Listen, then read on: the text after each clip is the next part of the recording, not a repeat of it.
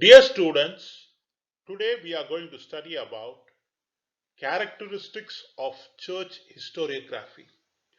அன்புக்கினிய மாணவர்களே, இந்த காணொளியில் இன்று நாம் திருச்சபையின் வரலாற்று வரைவியல் அல்லது கிறிஸ்துவ வரலாற்று வரைவியலின் அடிப்படை தன்மைகளை பற்றி படிக்க இருக்கின்றோம். So church historiography, the basic objective was to explain the sacred books, to give an explanation to the sacred books. So church historiography developed a style or a technique by means of which they could explain the sacred books, they could justify the sacred books, and the purpose was to explain the sacred books. So it was not a secular literature, or historiography of the church was not secular, it was religious. It had a definite purpose, and the purpose was to stress the aims, goals, objectives of the religion, or to make humanity more religious. So it was not a secular literature. And again, it was not objective but subjective, because it did not, it had a definite bias. It was biased towards religion. It was not without bias. It was with bias, and it was biased towards religion. So it was not objective but subjective. And the happenings, the events of the world were interpreted not from the logical reasoning point of view, but from divine law point of view. So they drew the conclusion that all the happenings were because of divine intervention, and hence logical reasoning was not required. So divine will was the main moving force behind the events, and all historical events were not studied from the cause and effect point of view. And they had developed an indirect method of conveying their ideas, which we call it as allegory. See, the city of God, that term itself is an allegory to divine will. It's an allegory to peace, progress, happiness, and prosperity. So, allegorical usage was there in church historiography. Church historiography was highly defective with regard to chronology. So, it did not it did not stick to strict chronology. And again, church historiography stressed that fall of Roman Empire was due to divine will. The empire was declining because of God's intervention. For example, Paul Orosius, a church father, he wrote 7 books with this theme, and he stressed that ultimate destiny depended on God.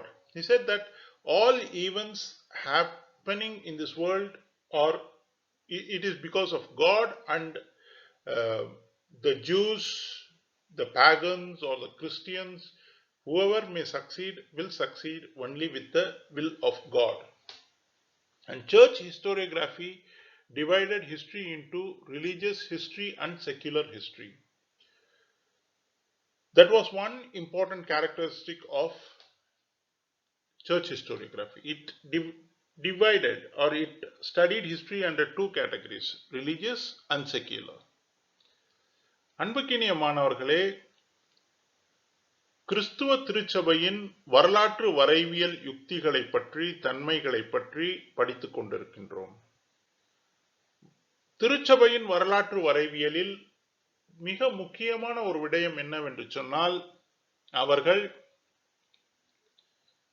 உடைய வரலாற்று வரைவியலின் அடிப்படை நோக்கம் புனித நூல்களுக்கு விளக்கம் அளிப்பது. ஆக கிறிஸ்துவ திருச்சபையின் வரலாற்று வரைவியலின் அனைத்து நூல்களிலும் இந்த அடிப்படை விஷயமே வியாபித்திருந்தது. ஆக புனித நூல்களை நியாயப்படுத்தி, புனித நூல்களில் வரக்கூடிய செய்திகளை சரி செய்து, புனித நூல்களில் வரக்கூடிய செய்தியை அதை வலியுறுத்தி அவர்களுடைய நூல்கள் இருந்தன. ஆக கிறிஸ்துவ திருச்சபையின் வரலாற்று வரைவியல் என்பது சமயம் சார்ந்ததாக இருந்தது. சமய சார்பற்ற தன்மை அதில் இல்லாமல் இருந்தது. ஆக கிறிஸ்துவ திருச்சபையின் வரலாற்று வரைவியல் சமயம் சார்ந்தது. மேலும் அது சமயம் சார்ந்தது என்ற காரணத்தினால் அது சார்பு தன்மையுடைய வரலாறாக இருந்தது. சப்ஜெக்டிவ் என்று நாம் சொல்வோம். வரலாற்றில் ஆப்ஜெக்டிவ் அண்ட் சப்ஜெக்டிவிட்டி என்று இரண்டு விஷயங்கள் இருக்கின்றன. ஆப்ஜெக்டிவ் என்பது எந்த விதமான உள்நோக்கும் இல்லாமல் வரலாறு படைக்கின்ற போது அது ஆப்ஜெக்டிவ். சப்ஜெக்டிவ் என்பது சார்பு தன்மையோடு எழுதுவது. ஆக வரலாற்று கிறிஸ்துவ திருச்சபையின் வரலாற்று வரைவியல் என்பது சப்ஜெக்டிவ், சார்பு தன்மையுடைய வரலாறு. ஏனென்றால் அது சமயம் சார்ந்ததாக இருந்தது. அதே போல் அதில் வரக்கூடிய செய்திகள், அந்த செய்திகளுக்கான பின்னணி, அந்த செய்திகளுக்கான விளக்கம் வருகின்ற வேளையில் ஆய்வு செய்து அறிவோடு ஒப்பிட்டு விளக்குவது என்ற நிலையில் இல்லாமல், அது இறைவனின் கட்டளைக்கிணங்க சம்பவங்கள் நடைபெறுகின்றன என்ற அந்த கோட்பாட்டை அடிப்படையாக வைத்து அந்த வரலாற்று வரைவியல் நூல்கள் இருந்தன. சோ லாஜிக்கல் ரீசனிங் என்று சொல்வார்கள். சம்பவங்கள் நடைபெறுகின்றன, அந்த சம்பவங்களை விளக்குகின்ற வேளையில் ஏன், எதற்கு என்ற அடிப்படையை பயன்படுத்தி விளக்குவது என்பது ஒரு நிலை. ஆனால் கிறிஸ்துவ திருச்சபையின் வரலாற்று வரைவியல் அந்த நிலையை எடுக்காமல் நடக்கக்கூடிய சம்பவங்கள் அனைத்தும் இறைவனின் நாட்டப்படியே நடக்கின்றன என்ற கோட்பாட்டின் அடிப்படையில் அதற்கான அறிவியல் பூர்வமான விளக்கங்களை அளிப்பதிலிருந்து விலகிக் கொண்டிருந்தது. ஆக ஒரு சம்பவத்திற்கான காரணங்களையும் அந்த சம்பவத்திற்கான விளைவுகளையும் படிக்கின்ற அந்த நிலைப்பாடு இல்லாமல் நடந்த சம்பவங்கள் அனைத்தும் இறைவனுடைய நாட்டத்தின் அடிப்படையில் இறைவன் இந்த காரணத்திற்காக இந்த சம்பவத்தை நிகழ்த்தி இருக்கிறான் என்ற கோட்பாடோடு அந்த வரலாற்று வரைவியல்கள் இருந்தன. கிறிஸ்துவ திருச்சபையின் வரலாற்று வரைவியலில் அலிகாரி என்று சொல்கின்ற மறைமுகமான செய்தி, அதாவது ஒவ்வொரு அங்கு பயன்படுத்தப்படுகின்ற வார்த்தைகளும் வாக்கியங்களும் மறைமுகமாக நமக்கு ஒரு செய்திகளை சொல்லும். உதாரணமாக சொல்ல வேண்டும் என்று சொன்னால் சிட்டி ஆஃப் காட் என்ற வார்த்தையை பயன்படுத்துவார்கள். ஆனால் சிட்டி ஆஃப் காட் என்ற வார்த்தை மறைமுகமாக இறைவனின் நாட்டத்தை சொல்கிறது, குறிக்கிறது. சிட்டி ஆஃப் காட் என்பதை நேரடியாக நாம் புரிந்து கொள்வது என்றால் இறைவனின் நகரம் என்று புரிந்து கொள்ள வேண்டும். ஆனால் இறைவனின் நகரம் என்பது எதை குறிக்கிறது என்று சொன்னால் இறைவனின் நாட்டத்தை குறிக்கிறது. ஆக அலிகாரி என்கின்ற அந்த மறைமுகமாக உணர்த்துதல் என்ற அந்த வழிமுறையை கிறிஸ்துவ திருச்சபையின் வரலாற்று வரைவியல் ஆளர்கள் பயன்படுத்தினார்கள். அதே போல்தான் சிட்டி ஆஃப் காட் என்ற அந்த சொற்சொடர் இறைவனின் நாட்டத்தை மட்டுமல்ல, அமைதியை, வளர்ச்சியை, மகிழ்ச்சியை, வலியுறுத்தியது. ஆக அலிகாரி என்று சொல்லப்படுகின்ற அந்த மறைமுகமாக உணர்த்துதல் என்ற அந்த வழிமுறையை அவர்கள் பின்பற்றினார்கள். கால வரிசையை பார்க்கின்ற போது கிறிஸ்துவ திருச்சபையின் வரலாற்று வரைவியல் தவறாக அமைந்திருந்தது. காலவரிசையை அவர்கள் சரியாக பட்டியலிடவில்லை. காலவரிசைக்கு முக்கியத்துவம் தராமல் இருந்தார்கள். அதேபோல் கிறிஸ்துவ திருச்சபை ரோமானிய சாம்ராஜ்யத்தின் வீழ்ச்சியை பற்றி பேசுகின்ற வேளையில் ரோமானிய சாம்ராஜ்யம் இறைவனின் நாட்டத்தை பெறாமல் போனதால் வீழ்ந்ததாக எழுதினார்கள். உதாரணமாக பால் ஒரோசியஸ் என்பவர் தன்னுடைய 7 நூல்கள், வரலாற்று நூல்களில் இந்த விஷயத்தை வலியுறுத்தி இருக்கிறார். மேலும் அவர் நடக்கக்கூடிய அனைத்து நிகழ்வுகளும் இறைவனின் நாட்டத்தின் அடிப்படையில் நடக்கின்றது. ஆக யார் இறைவனின் திருப்தியை பெற்றிருக்கிறார்களோ அவர்கள் இறுதியாக வெற்றி பெறுவார்கள். அது யூதர்களாக இருந்தாலும் சரி, கிறிஸ்துவர்களாக இருந்தாலும் சரி, பாகன் என்று சொல்லப்படுகின்ற பாகனிசத்தை பின்பற்றுபவர்களாக இருந்தாலும் சரி என்ற செய்தியை வலியுறுத்தி எழுதினார். அதேபோல் கிறிஸ்துவ திருச்சபை தன்னுடைய வரலாற்று நூல்களை 2 வகையாக பிரித்தன. ஒன்று சமய சார்ந்த நூல்கள், இன்னொன்று சமயம் சாராத வரலாறு. ஆக வரலாறை 2 பிரிவுகளாக கிறிஸ்துவ வரலாற்றாசிரியர்கள், கிறிஸ்துவ திருச்சபை வரலாற்றாசிரியர்கள் பிரித்தார்கள். ஒன்று சமயம் சார்ந்த வரலாறு, இன்னொன்று சமயம் சாராத வரலாறு. ஆக இது கிறிஸ்துவ திருச்சபையின் தன்மைகளாக இருந்தது. The church historiographers divided history into religious and secular history. Religious history was known as patristic history, and this history was they believed that history was guided by God, and religious history was history which spoke about miracles and life of saints. Secular history was known as pagan history. Whatever type of history it may be, history under the church was monopoly of the monks, monopoly of the priests. So the priests dominated historical writing, both religious and secular history. And it was predominantly religious. Secular was there, but it was written in less numbers, and religious history was predominant. And during the medieval period, during the church influence of historiography, there had developed new types of historical literature by name annals and chronicles. Annals refers to annual information. Actually, annals is astronomical records. It began in England and spread to other parts of Europe. Annals actually is annual information, especially astronomical information. In order to find out the days when religious festivals like Easter would come, but later it came to denote the annual records also. So a series of records, I mean the series of happenings recorded annually. Then we had chronicles. Chronicles is a record of contemporary events, but not actually it's a simple narrative of events that take place. It's not a description. It is just a record of events that take place in a region.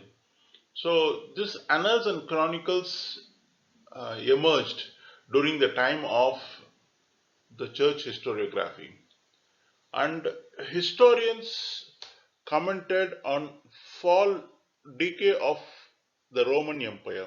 They attributed administrative inefficiency, corruption, increasing taxation, social derangement, economic strain, breakdown of law and order regarding the fall of Roman Empire. Salvian, he was a Christian priest. He wrote a book on the governance of God, and in this book he raised a question: why should the Roman Empire, which is a Christian empire, fall? And he said that it is because of the miseries of the society. It is because of the evils prevailing in the society that the uh, Roman Empire is uh, going through a decay period. And he, like Augustine, Saint Augustine, believed that the kingdom of God was about to come. And after this decay, it will be followed by the kingdom of God. This was what Salvian believed, like any other church historiographer. அன்புக்கினிய மாணவர்களே, இடைக்கால வரலாற்றில் குறிப்பாக திருச்சபை உடைய கட்டுப்பாட்டில் வரலாற்று வரைவியல் இருந்த நேரத்தில் வரலாறு என்பது இரண்டு வகையாக பிரிக்கப்பட்டிருந்தது என்பதை படித்தோம். ரிலிஜியஸ் ஹிஸ்டரி மற்றும் சமயம் சாராத செக்குலர் ஹிஸ்டரி, அதாவது சமயம் சார்ந்த வரலாறு, சமயம் சாராத வரலாறு என்று இரண்டு வகைகளாக வரலாறு பிரிக்கப்பட்டிருந்ததை நாம் அறிந்தோம். இதில் சமயம் சார்ந்த வரலாறு என்பது பெரும்பாலும் புனிதர்களுடைய வாழ்க்கை வரலாறும் அந்த புனிதர்களுடைய சாதனைகளை பற்றியும், குறிப்பாக அந்த புனிதர்கள் மூலமாக நடைபெற்ற ஆச்சரியமான அபூர்வமான நிகழ்வுகளை பற்றியும் தொகுக்கப்பட்டிருந்தது சமயம் சார்ந்த வரலாறு. இந்த சமயம் சார்ந்த வரலாறுக்கு பேட்ரிஸ்டிக் ஹிஸ்டரி என்று இன்னொரு பெயரும் வழங்கப்பட்டது. அதேபோல் சமயம் சாராத வரலாறு பாகான் ஹிஸ்டரி என்று அழைக்கப்பட்டது. ஆக வரலாற்றை இரண்டாக பிரித்து சமயம் சார்ந்த வரலாறு, சமயம் சாராத வரலாறு என்று எழுதினார்கள். ஆனால் அதிகமாக சமயம் சார்ந்த வரலாறுகள் தான் திருச்சபையின் காலகட்டத்தில் எழுதப்பட்டது. சமயம் சாராத வரலாறு அவ்வளவு அதிகமாக எழுதப்படவில்லை, அது அவ்வளவு அதிகமாக கிடைக்கவும் இல்லை. எப்படி இருப்பினும் சமயம் சார்ந்த வரலாறாக இருந்தாலும் சரி, சமயம் சாராத வரலாறாக இருந்தாலும் சரி, வரலாறு என்பது அன்று திருச்சபையின் கட்டுப்பாட்டில் இருந்தது. திருச்சபையின் கட்டுப்பாட்டில் மட்டுமல்ல, வரலாற்றை எழுதுபவர்களாக கிறிஸ்துவ பாதிரியார்கள் மட்டுமே இருந்தார்கள். அதேபோல் கிறிஸ்துவ திருச்சபையின் கட்டுப்பாட்டில் வரலாறு இருக்கின்ற வேளையில் கிறிஸ்துவ திருச்சபையின் கண்காணிப்பில் வரலாறு இருந்த வேளையில் இரண்டு வகையான வரலாற்று நூல்கள், வரலாற்று இலக்கியங்கள் உருவாகின. ஒரு வரலாற்று இலக்கியத்திற்கு பேர் அனல்ஸ், இன்னொரு வரலாற்று இலக்கியத்திற்கு பேர் கிரானிக்கல்ஸ். அனல்ஸ் என்பது ஒரு ஆண்டு குறிப்பு போன்ற ஒரு புத்தகம். அது அடிப்படையில் அனல்ஸ் என்கின்ற வார்த்தை ஆண்டுதோறும் இருக்கக்கூடிய அஸ்ட்ரோனாமிக்கல் ரெக்கார்ட்ஸ் என்று சொல்வோம். வானிலை சம்பந்தப்பட்ட செய்திகளை ஆண்டுதோறும், ஒவ்வொரு ஆண்டும் இருக்கக்கூடிய வானிலை சம்பந்தப்பட்ட செய்திகளை அனல்ஸ் என்று குறிப்பார்கள். ஆனால் அதிலிருந்து உருவான அனல்ஸ் என்ற புத்தகத்தில் ஒவ்வொரு வருடமும் நடக்கக்கூடிய நிகழ்வுகளை பதிவு செய்தார்கள். அப்படி பதிவு செய்யக்கூடிய நிகழ்வு இங்கிலாந்தில் தொடங்கி பிறகு அது ஐரோப்பாவின் மற்ற பகுதிகளுக்கும் பரவியது. ஆக அனல்ஸ் என்ற புதிய வகையான வரலாற்று இலக்கியம் திருச்சபையின் காலகட்டத்தில் உருவாகியிருந்தது. கிரானிக்கல்ஸ் என்பது அன்றாடம் நடக்கக்கூடிய நிகழ்வுகளை பதிவு செய்யக்கூடிய ஒரு விடயம். கிரானிக்கல்ஸ் என்பது ஒரு பகுதியில் நடைபெறுகின்ற நிகழ்வுகளை அன்றாடம் பதிவு செய்வது. ஆக இந்த கிரானிக்கல்ஸும் அனல்ஸும் கிறிஸ்துவ திருச்சபையின் கட்டுப்பாட்டில் வரலாறு இருக்கின்ற வேளையில் புதிதாக உதித்த இலக்கியமாக கருதப்படுகிறது. அதேபோல் ரோமானிய பேரரசின் வீழ்ச்சியின் நேரத்தில் இருந்த ஒரு அசாதாரண சூழ்நிலையை கிறிஸ்துவ திருச்சபையின் பாதிரியார்கள் மிகவும் மிகைப்படுத்தி எழுதினார்கள் அல்லது அதை பற்றி குறிப்பாக எழுதினார்கள். அன்று இருந்த நிர்வாக திறமையின்மை, ஊழல்,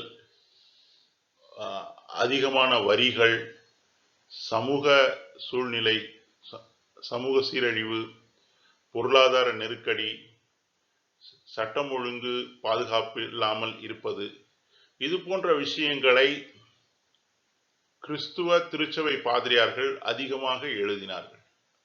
சால்வியன் என்கின்ற ஒரு கிறிஸ்துவ பாதிரியார், அவர் எழுதிய புத்தகம் on the governance of God.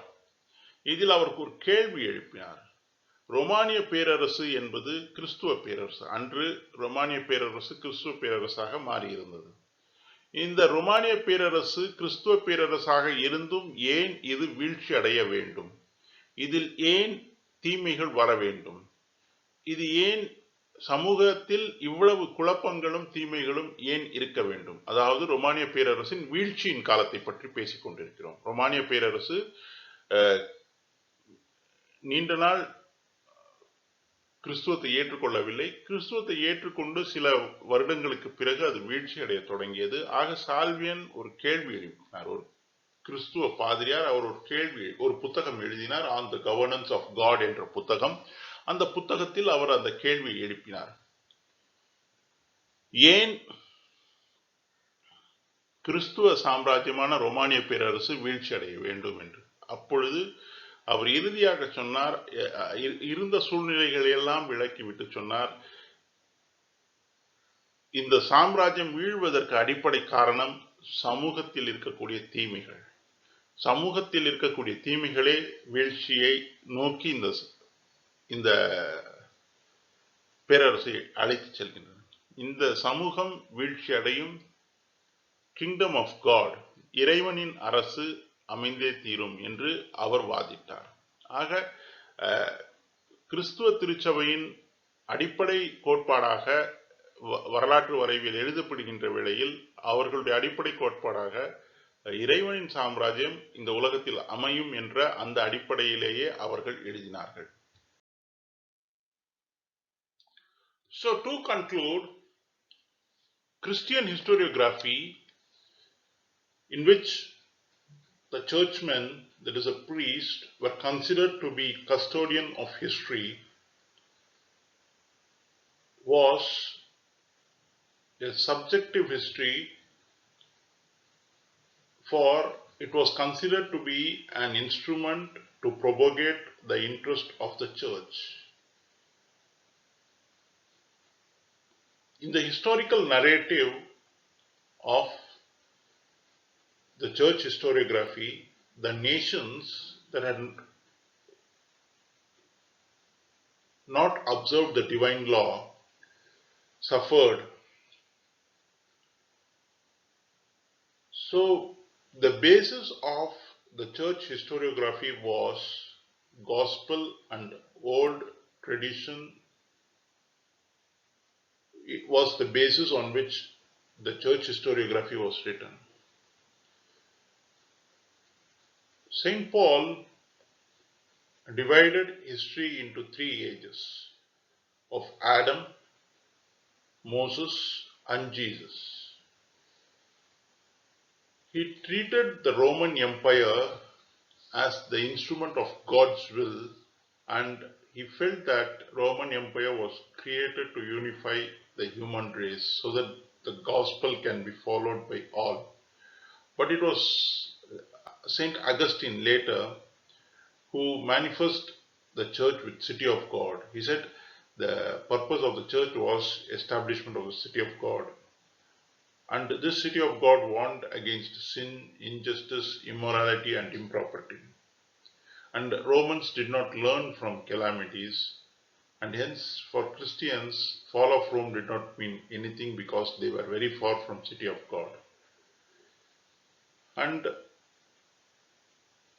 so hence church historiography believed that changes in history is a duel between truth and sin. So the entire drama of history was a manifestation of divine will. அன்புக்கினிய மாணவர்களை, இறுதியாக நாம் சொல்ல வேண்டும் என்று சொன்னால், கிறிஸ்துவ திருச்சபையின் வரலாற்று வரைவியல் என்பது கிறிஸ்துவ பாதிரியார்களுடைய கட்டுப்பாட்டில், முழுமையான கட்டுப்பாட்டில் இருந்தது. கிறிஸ்துவ பாதிரியார்களுடைய முழுமையான கட்டுப்பாட்டில் இருந்த கிறிஸ்துவ திருச்சபையின் வரலாற்று வரைவியல் சார்பு தன்மை உடையது, சமய சார்பு தன்மை உடையது. ஏன் இது சமய சார்பு தன்மை உடையது என்று சொன்னால், இந்த வரலாற்று வரைவியலின் அடிப்படை நோக்கம் திருச்சபையுடைய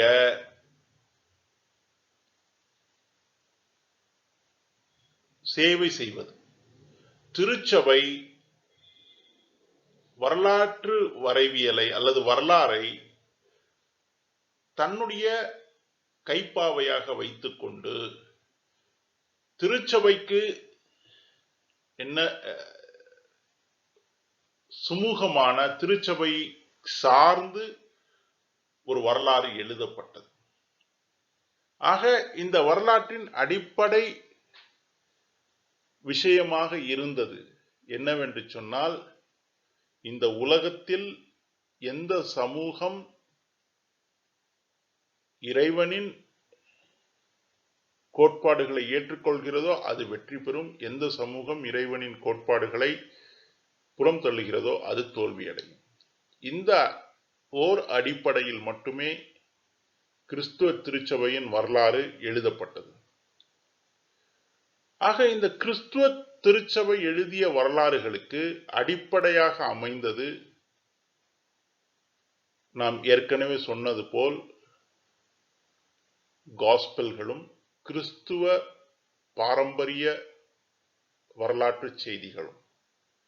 காஸ்பல்கள் என்று சொல்வது பைபிளில் வரக்கூடிய செய்திகள். பைபிள் என்கின்ற கிறிஸ்துவ புனித நூலில் வந்த செய்திகளையும் அதேபோல் கிறிஸ்துவ பாரம்பரிய செய்திகளையும் அடிப்படையாக வைத்து இந்த வரலாறு எழுதப்பட்டது. செயின்ட் பால் ஒரு கிறிஸ்துவ புனிதர் பைபிளில் வரலாறை 3 காலகட்டங்களாக பிரிக்கின்றார். ஒரு காலம் ஆதம் நபியின் காலம், இன்னொரு காலம் மூசா நபியின் காலம், மோசஸ் நபியின் காலம், இன்னொரு காலம் இயேசு நபி அல்லது ஜீசஸ் அவர்களுடைய காலம். அவர் உடைய பார்வையில் ரோமானிய சாம்ராஜ்யத்தை அவர் இறைவனின் படைப்பு என்று சொன்னார். இறைவனின் படைப்பு என்று சொல்லிவிட்டு அவர் சொன்னார், ரோமானிய சாம்ராஜ்யத்திற்கு ஒரு அடிப்படை நோக்கம் இருக்கிறது. அது என்னவென்று சொன்னால், மனித குலத்தை ஒன்றுபடுத்துவது, மனித குலத்தை ஓர்முகப்படுத்துவது. அப்படி மனித குலத்தை ஓர்முகப்படுத்தி இணைத்து அதன் ஒட்டுமொத்த மனித குலத்தையும் பைபிளை பின்பற்ற வைக்கக்கூடிய ஒரு வகையாகத்தான் இந்த சாம்ராஜ்யம் படைக்கப்பட்டிருக்கிறது என்று செயின்ட் பால் சொல்கிறார். ஆனால் பிறகு செயின்ட் அகஸ்டின் காலத்தில் ரோமானியர்களை பற்றி மாற்று கருத்து வருகிறது, ரோமானிய சாம்ராஜ்யத்தை பற்றி மாற்று கருத்து வருகிறது. செயின்ட் அகஸ்டின் சொன்னார், வரலாற்றின் நோக்கம் சிட்டி ஆஃப் காடை அமைப்பது, இறைவனின் அரசை அமைப்பது. அந்த அரசில் தீமை, நீதியின்மை போன்ற சமூக தீமைகள் இருக்காது. ஆக ரோமானியர்கள் வீழ்ச்சி அடைவதற்கு காரணம் என்னவென்று சொன்னால், அவர்கள் இந்த சமூக தீமைகளை பின்பற்றக்கூடிய காரணத்தினால். ஆக ரோமானியர்களின் வீழ்ச்சிக்கும் கிறிஸ்துவர்களுக்கும் சம்பந்தம் இல்லை. ரோமானியர்களின் வீழ்ச்சி ஏற்படுவதற்கு அடிப்படை காரணம் அவர்கள் சமூக தீமையை பின்பற்றியதால் அவர்கள் இறைவனின் அருளிலிருந்து விலகி இருக்கிறார்கள். ஆக அவர்கள் வீழ்வது கிறிஸ்துவர்களுக்கு எந்த பாதிப்பும் இல்லை என்று செயின்ட் அகஸ்டின் சொன்னார். ஆக அடிப்படையில் கிறிஸ்துவ திருச்சபையின் வரலாற்று வரைவியல்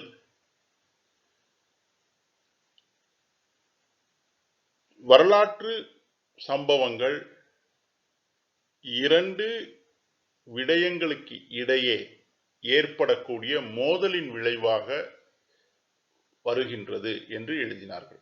ஒன்று உண்மை, இன்னொன்று பொய். உண்மை, சத்தியத்திற்கும் அசத்தியத்திற்கும் இடையே ஏற்படக்கூடிய போரின் காரணமாக வரலாற்றில் சம்பவங்கள் நிகழ்கின்றன என்று அவர்கள் நம்பினார்கள், எழுதினார்கள். அதேபோல் ஒட்டுமொத்த வரலாறும் இறைவனின் நாட்டத்தின் அடிப்படையிலே நிகழ்கிறது என்பதையும் அவர்கள் எழுதினார்கள். ஆக கிறிஸ்துவ திருச்சபையின் வரலாறு என்பது இறைவனின் நாட்டத்தின் அடிப்படையில் இந்த உலகத்தில் இருக்கக்கூடிய நிகழ்வுகள் நிகழும் என்ற ஒரு மைய கோட்பாட்டின் அடிப்படையில் எழுதப்பட்டன. இந்த மைய கோட்பாடு இடைக்கால வரலாற்று வரைவியலில் மிகப்பெரிய தாக்கத்தை ஏற்படுத்தி இருந்தது. இடைக்கால வரலாற்று வரைவியல் கிறிஸ்துவ திருச்சபையின் தாக்கத்தின் பிடியில் இருந்தது. ஆக இந்த கோட்பாடுதான் இடைக்கால உலகத்தில் மிக முக்கியமான கோட்பாடாக திகழ்ந்தது. This presentation was made with the help of learned Professor B. Shekeli's book, History, Its Theory and Method, published by Macmillan India Limited. இந்த காணொளியானது திரு பி ஷேக்கலி அவர்களுடைய history, it's theory and method என்ற புத்தகம் மேக்மிலன் இந்தியாவால் பிரசுரிக்கப்பட்ட புத்தகத்தின் பயன்படுத்தி தயாரிக்கப்பட்டது.